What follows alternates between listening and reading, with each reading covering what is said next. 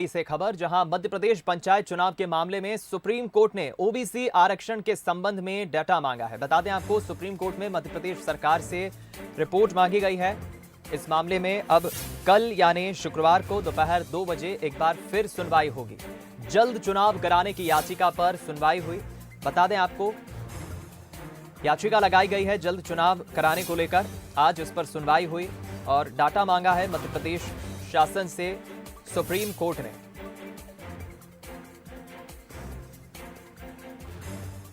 देखिए, आपको बता दें अब तक इस पूरे मामले में क्या हुआ। पंचायत चुनाव में ओबीसी को 27% आरक्षण देने पर सर्वे हुआ। राज्य पिछड़ा वर्ग कल्याण आयोग का सर्वे पूरा हुआ।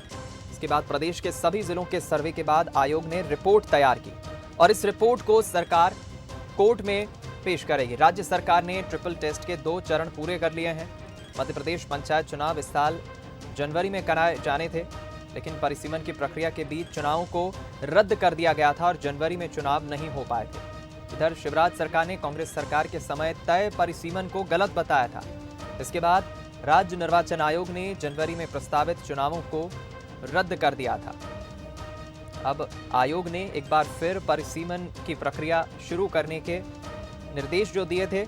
अभी सभी जिलों में परिसीमन का काम पूरा कर लिया गया है लगभग। दोबारा परिसीमन के बाद कई जगहों पर सीटों में बढ़ोतरी हुई है। बता दें, परिसीमन के बाद यहां की सीटों की संख्या अब 187 से बढ़कर 222 हो गई है।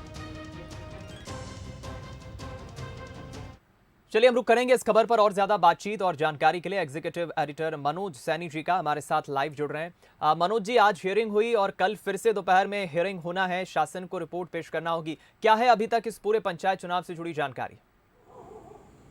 देखिए, बात पंचायत चुनाव की करें या नगरीय निकाय के चुनाव की बात करें, पंचायत के चुनाव या नगरीय निकाय के चुनाव होना था, लेकिन लगातार टलते गए। कई बार इसको लेकर सवाल भी उठाए गए।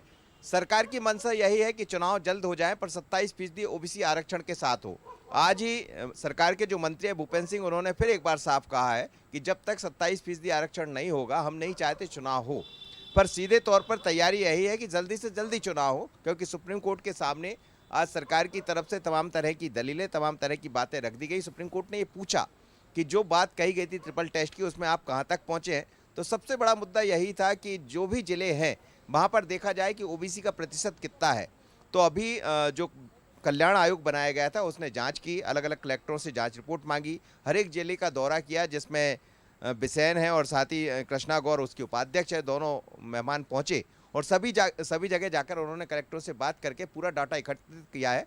उसमें ये पाया गया है कि 50% से ज़्यादा मध्य प्रदेश में ओबीसी है। उसी को आधार बनाकर सरकार ये कह रही है कि 27% के लगभग आरक्षण मिलना ही चाहिए। पर सुप्रीम कोर्ट में ये मसला है। आज इस पर सुनवाई हुई है। जो रिपोर्ट मांगी गई थी वो सरकार की तरफ से बना दी गई, पहुंचा दी गई। सरकार ने निर्वाचन आयोग को तमाम तरह की तैयारियों की पूरी जानकारी दे दी गई है। यानी सरकार तो ये चाह रही है कि चुनाव हो जाए समय पर हो नहीं पाए, वैसे भी काफ़ी लेट हो गए हैं। लेकिन अब उम्मीद ये जरूर की जा रही है कि सुप्रीम कोर्ट में जब कल सुबह सुनवाई होगी तो निश्चित रूप से फैसला कुछ ऐसा आ सकता है जिसमें चुनाव अब होना होगा तारीख में। क्योंकि हमने देखा कि महाराष्ट्र का जब फैसला आया तो महाराष्ट्र सरकार से ये कहा गया और उसी को आधार बनाकर पहले भी चुनाव टाले गए थे। 3 हफ्ते में महाराष्ट्र में चुनाव होना है। तो हमें लगता है कि उसी तरह का कोई फैसला सुप्रीम कोर्ट की तरफ से आ सकता जी, लेकिन इंतजार करना होगा। पर इतना जरूर है कि सरकार ने अपनी पूरी तैयारियां कर ली है। ठीक, बहुत शुक्रिया आपका मनोज जी इस बातचीत के लिए, खबर पर हमारे साथ जुड़ने के लिए। देखना होगा कल की हियरिंग में और क्या फैसला लिया जाता है, क्या हियरिंग होती है।